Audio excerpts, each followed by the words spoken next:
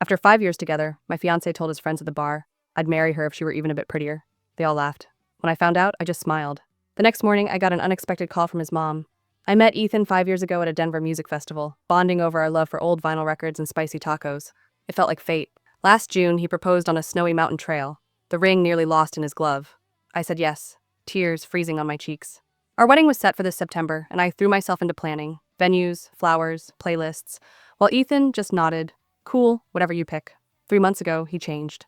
Wedding talk annoyed him. He'd grumble about costs or guest lists.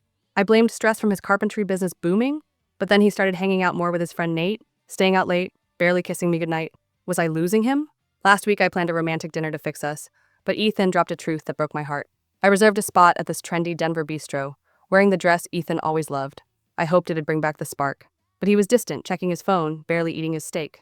When I mentioned our honeymoon plans, he snapped, saying he wasn't sure about the wedding, or marriage itself. My fork froze midair. 5 years, a ring, and now this? I begged for answers, keeping my voice low as couples laughed nearby. He mumbled about Nate's warnings. Marriage ruins freedom. His uncle's divorce was proof. Our argument fizzled into silence, the check unpaid. Driving home, I stared at the road, crushed. He crashed on the couch. The next day, he went to a dive bar with Nate and his crew. I stayed home, scrolling wedding Pinterest boards, until my friend Jess called, insisting I get coffee with her. Then my phone pinged, a text from Ethan's coworker, Leo. Things went south at the bar, he said. I called him, pulse racing. Leo hesitated, then revealed Ethan, drunk, told everyone he'd be more excited to marry me if I was prettier. What was his mom hiding? I parked outside the coffee shop, my engagement ring feeling like a lie. Ethan's mom, Diane, called me sobbing, saying we needed to talk. What could she know that Ethan wouldn't say? Inside, Diane sat in a booth, her face puffy, coffee untouched. She said Ethan called her Sunday a mess, confessing he had feelings for someone else. Sophie, a new designer at his workshop. Nothing happened physically, he claimed, but he was drawn to her, questioning us. My chest tightened. Sophie? The woman he'd mentioned once, laughing about her quirky sketches? I'd met her at a work happy hour, her warm smile disarming. Diane explained Ethan feared becoming his dad, who cheated and left when Ethan was 10. She told me because she'd lived through that betrayal. Secrets, excuses, heartbreak. She refused to let me be blindsided. Ethan's bar joke wasn't just cruel. It was him pushing me away to dodge his guilt. I left, numb, heading to Jess's place. But then, Sophie texted from an unknown number, asking to meet.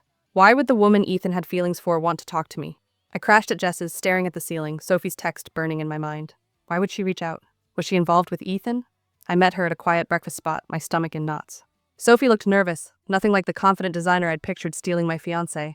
Over muffins, she swore she didn't know Ethan liked her. Their texts were about work, timber orders, client mock-ups, maybe a few music links, but nothing flirty. She had a girlfriend and no interest in Ethan.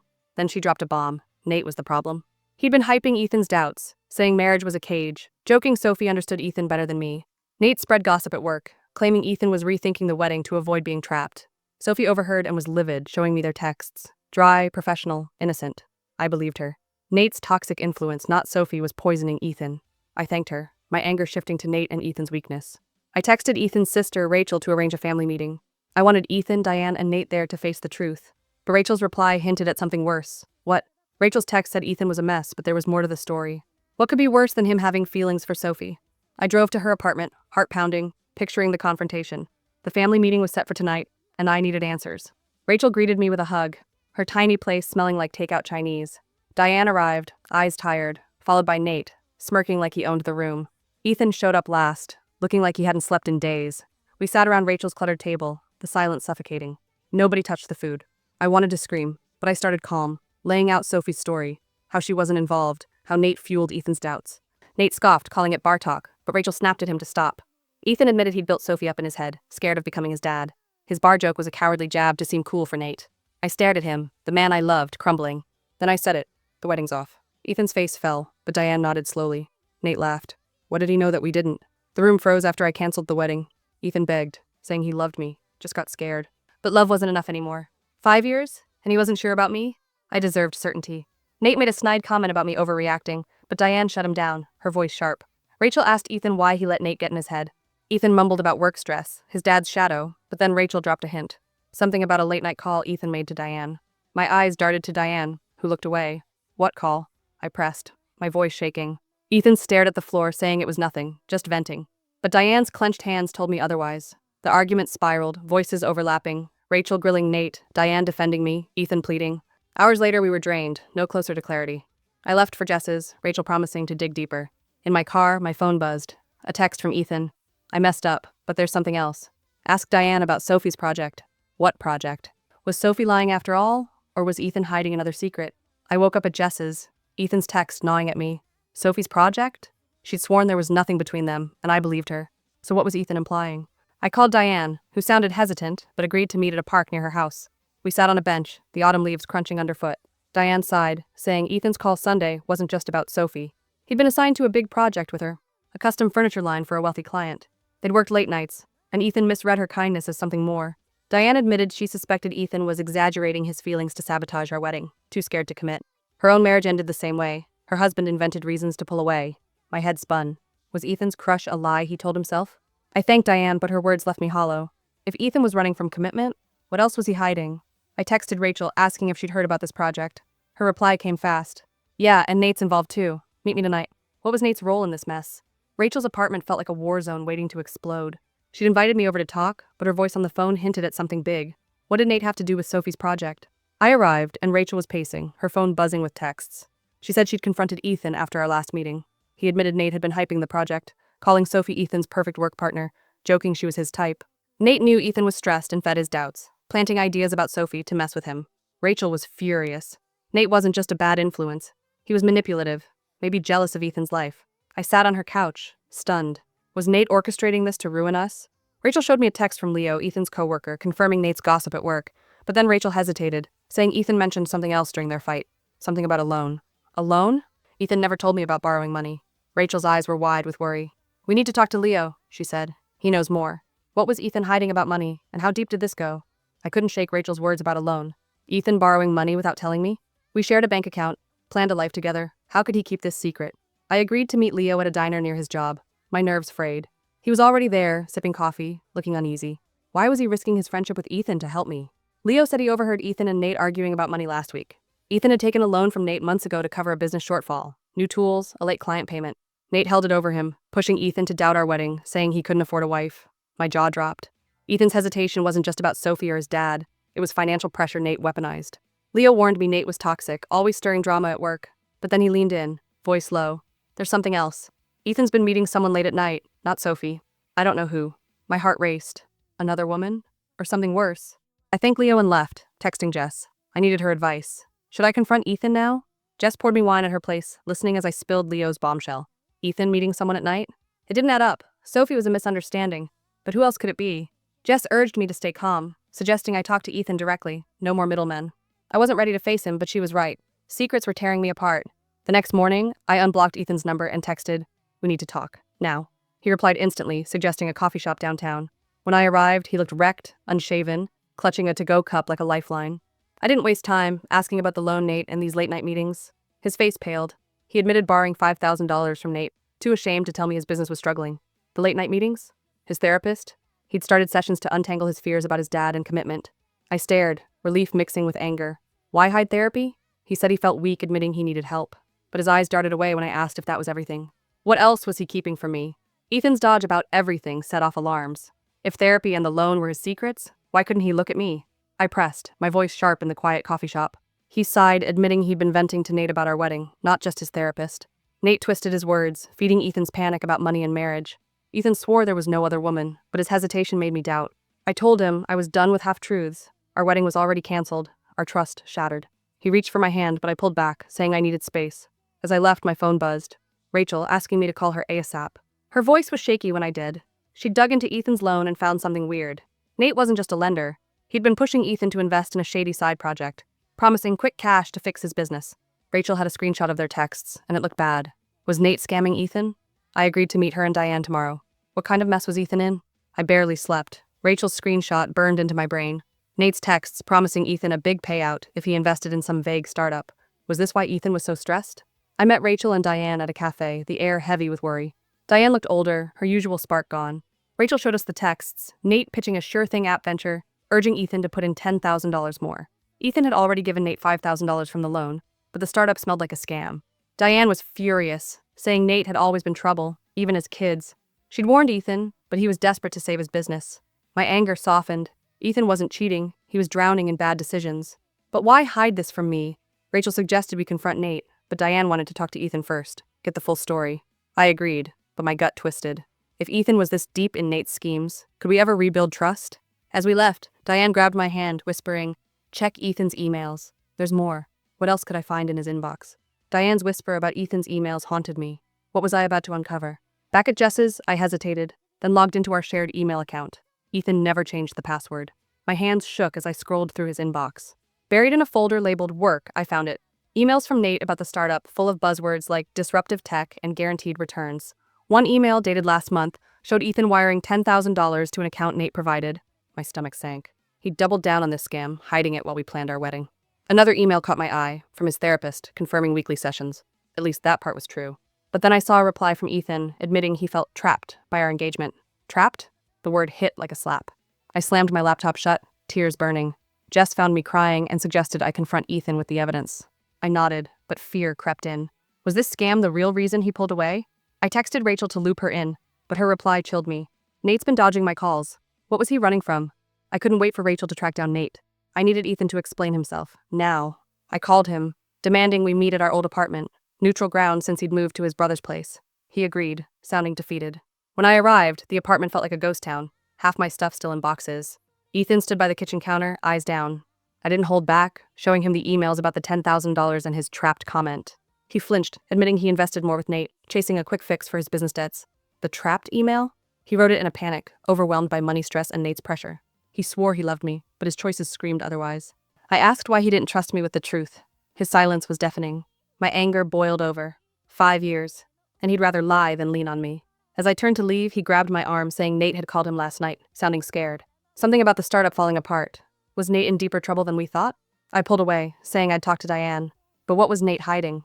Diane's house was my next stop, the weight of Ethan's lies crushing me. Why was Nate scared about the startup? Diane welcomed me with tea, but her hands trembled. I showed her the emails and her face hardened. She'd suspected Nate was trouble, but never imagined he'd drag Ethan into a scam. She called Rachel over, and we pieced it together. The startup was a front. Nate had been pitching it to multiple co-workers, collecting investments with no real product. Ethan was just one victim. Diane revealed Ethan had confessed to her about losing $15,000 total. His savings gone. My heart ached for him, but I was furious he'd kept me in the dark. Rachel suggested we go to Leo, who might know more about Nate's scheme. But Diane hesitated, saying Ethan was meeting Nate tonight to demand his money back. My pulse raced. Nate was volatile, and Ethan was desperate. What if this meeting went wrong? I texted Ethan, begging him to wait, but he didn't reply. Rachel grabbed her keys, saying we needed to find them. Could we stop Ethan before Nate did something worse? We sped toward the bar where Ethan was meeting Nate, Rachel's grip tight on the wheel. What if Nate was dangerous? My phone stayed silent, no reply from Ethan. I tried Leo, who picked up, sounding nervous. He'd heard rumors Nate was dodging angry co-workers who'd invested in his scam. Leo didn't know where they were meeting, but warned Nate had a temper. My mind raced. Ethan was in over his head, and I still cared, despite everything. Rachel pulled into the bar's lot, spotting Ethan's truck. Inside, the place was packed, neon lights flickering. We found Ethan and Nate in a corner booth, voices raised. Nate was red-faced, slamming his beer down while Ethan looked frantic, demanding his money. Rachel marched over, me trailing, heart pounding. Nate saw us and laughed, calling Ethan weak for sending his girls. Ethan stood, fists clenched, but I grabbed his arm, pleading for him to walk away. Nate smirked, saying the money was gone, spent on business expenses. Ethan lunged and Rachel screamed. Would this end in a fight, or was there another way out? The bar's noise faded as Ethan shoved Nate, glasses clattering. Was this about to explode into a full-on brawl? Rachel yanked Ethan back, her voice sharp, while I stood frozen. Nate's smirk taunting us. Ethan shouted about the $15,000, his voice cracking. His business, our future, ruined. Nate leaned back, saying the money was invested, no refunds. I snapped, calling him a con artist. Nate's eyes narrowed, but Rachel stepped in, threatening to call the cops. The bartender yelled for us to take it outside. Ethan stormed out, me and Rachel following, Nate trailing with a mocking laugh. In the parking lot, Ethan paced, fists balled. I begged him to let it go, but he said he needed that money to save his shop. Rachel whispered to me. Leo had texted her about Nate's other victims forming a group to sue. Could we join them? Ethan's phone buzzed. He glanced at it, face paling. It's Sophie, he muttered. She knows something about Nate's scam. Why was Sophie involved again, and what did she know? We piled into Rachel's car, Ethan clutching his phone, Sophie's message unanswered. What could she know about Nate's scam? Ethan explained Sophie had been looped into the startup's design pitch, unaware it was a fraud. She'd texted him after hearing from a coworker about Nate's lies. My mind spun. Sophie wasn't the problem, but her name kept resurfacing. Rachel drove toward Sophie's apartment, the city lights blurring past. Ethan admitted he'd trusted Nate because he seemed confident, promising a way out of debt. I bit my tongue, wanting to scream about his secrecy. At Sophie's, she opened the door, looking rattled. She'd found documents Nate sent her for the project. Fake contracts, forged signatures. She'd already contacted another victim, a lawyer, who was building a case. Ethan's shoulders sagged. He'd been played. Sophie apologized to me, swearing she never encouraged Ethan's feelings. I nodded, believing her. But my heart ached. Ethan's mistakes had cost us everything. As we left, Sophie handed Rachel a USB drive with the documents. But Ethan whispered to me, "There's one more thing I haven't told you." "What now?" Rachel clutched the USB, her eyes fierce. But Ethan's whisper stopped me cold. "Another secret?" I demanded answers in the car, my voice shaking. Ethan stared out the window, saying he'd hidden the worst part to protect me. Protect me? After all this? He admitted Nate had threatened to expose his debts to our wedding vendors if Ethan backed out of the startup. Nate knew we'd lose deposits. $6,000 for the venue alone. Ethan thought he could fix it by staying in the deal. My jaw dropped. He'd let Nate blackmail him instead of telling me? Rachel cursed, saying Nate was a predator, not a friend. I felt sick.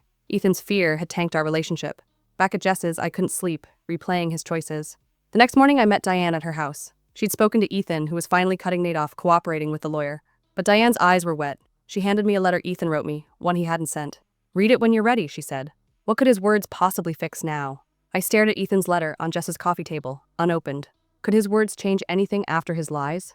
I shoved it in my bag, not ready, and headed to meet Rachel and the lawyer, a sharp woman named Carla. She had Nate's fake contracts from Sophie's USB and statements from 5 other victims. Nate had scammed over $50,000. Carla said Ethan's testimony could seal the case, but he'd need to admit his role publicly. My heart sank. Ethan's pride would hate that. Rachel asked if I'd talk to him. He trusted me despite everything. I hesitated. Why should I help after he broke us?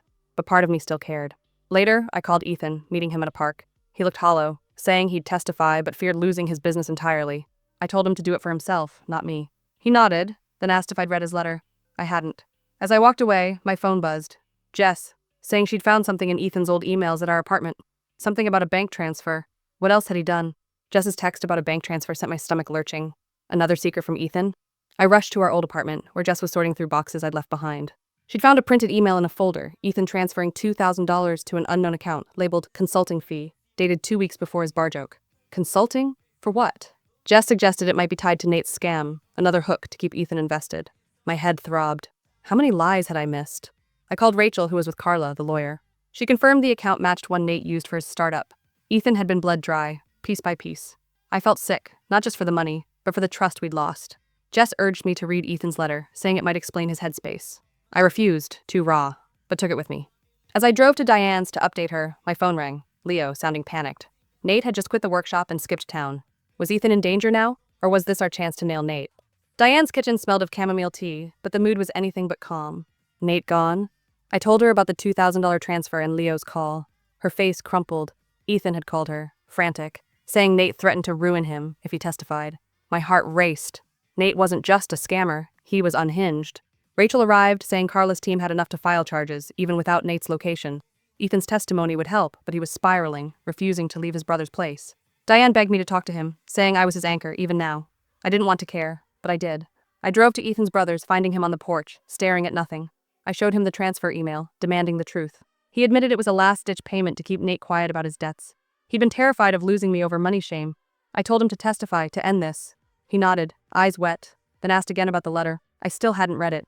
As I left, Rachel texted, Carla found Nate's new address. Should we go after him ourselves? I sat in my car, Rachel's text glaring from my phone. Confront Nate ourselves? It sounded reckless, but part of me wanted to face the man who'd wrecked everything. I called Jess first, needing her clarity. She warned against it. Let Carla and the law handle Nate. She was right, but my anger burned. Instead, I drove to a quiet park, finally pulling out Ethan's letter. My hands shook as I opened it. His words were raw. He loved me but felt unworthy, crushed by debt and his dad's legacy. The bar joke, the Sophie crush, the scam, all desperate grabs to feel in control. He didn't expect forgiveness, just wanted me to know he was sorry. Tears blurred the page. I hated him, but I understood him. My phone buzzed. Diane, saying Ethan had just gone to Carla with his full statement. He was testifying. Relief hit, but so did grief. Our life together was gone. I texted Rachel, saying to let Carla track Nate. But then Leo called. Nate was back in Denver looking for Ethan. Was this about revenge? Leo's call left me breathless. Nate back in Denver, hunting Ethan. I sped to Carla's office where Rachel and Ethan were meeting. Why would Nate risk returning? Carla was calm, saying the police were alerted. But Ethan was a wreck, pacing, muttering about Nate's threats. Rachel showed me a new text from Leo. Nate had been spotted near the workshop asking about Ethan. My stomach twisted. This wasn't just about money anymore. Ethan admitted Nate had sent him a cryptic message. You talk, you lose everything. Carla urged Ethan to stay put, promising police protection. I looked at him, the man I'd loved for 5 years, now a stranger haunted by his choices. I told him he was doing the right thing, but my voice cracked. Rachel pulled me aside, saying Diane had found an old photo of Nate and Ethan from high school. Nate always envied Ethan's stability. Was this personal for Nate? As we left Carla's, a cop car pulled up. They'd found Nate. But Ethan grabbed my hand, whispering, "I need to tell you one last thing." What could he possibly say now? Ethan's whisper froze me as the cop car idled nearby. One last thing? After all his secrets, what could be left? The police ushered us back into Carla's office, saying Nate was in custody, caught trying to break into the workshop. Ethan's grip on my hand tightened, his voice low. He said he'd written a second letter, one he never sent, confessing he'd considered leaving Denver to escape Nate's threats and his shame. He didn't go because of me, because he couldn't bear losing me completely. My throat tightened. Why tell me now? He said testifying was his way of proving he could change, even if we were over. I pulled my hand away, overwhelmed. Rachel hugged me, saying Nate's arrest was a win, but my heart was heavy. Ethan's honesty came too late. Carla confirmed the case against Nate was strong. Fraud, extortion, maybe jail time. As we left, I looked at Ethan, his eyes pleading for something I couldn't give. Driving to Jess's, my phone buzzed. A text from Diane. Ethan's selling his shop to pay debts. Was he starting over or running again? I crashed at Jess's, Ethan's second letter haunting me. Selling his shop? After years of building it, was he giving up? I finally read his first letter again, his words raw with regret. Part of me wanted to believe he could change, but trust was gone. The next day, I met Rachel for coffee. She said Nate had confessed to the police, naming other victims, hoping for a deal. Ethan's testimony wasn't even needed anymore. Rachel showed me a listing. Ethan's shop was already on the market. My chest ached. He was erasing his life here. Jess pushed me to focus on myself, suggesting I take the solo honeymoon we'd planned, a cabin in the Rockies. The idea scared me, but maybe I needed it. I called the rental company expecting to lose the deposit, but they offered to transfer it to a solo trip. I booked it, hands shaking. As I packed, Diane texted, asking to meet. She had something from Ethan, a gift he'd made before everything fell apart. What could he have left for me, and why couldn't I let him go? I met Diane at her house, her eyes soft with sadness. Ethan's gift? What could it mean after all this? She handed me a small wooden box carved with intricate mountain patterns, Ethan's craftsmanship. Inside was a note. For the life we dreamed of. I'm sorry I failed you. My breath caught. It was a custom ring holder, meant for our wedding bands. Diane said he'd worked on it in secret, before Nate's scam unraveled him. I clutched it, tears falling. 5 years, gone. Nate was charged, Ethan was selling his shop, and I was moving on. I drove to the Rockies alone, the cabin quiet, the stars endless. I hiked, read, cried, and felt lighter each day. The ring holder sat on the table, a reminder of what was and what could have been. Back home, I moved into a tiny apartment, my herbs thriving on the balcony. Diane and Rachel stayed close, my new family. I sold the engagement ring, bought a plane ticket somewhere warm. As I boarded, our old song played faintly. I smiled, not sad but free. This was my beginning.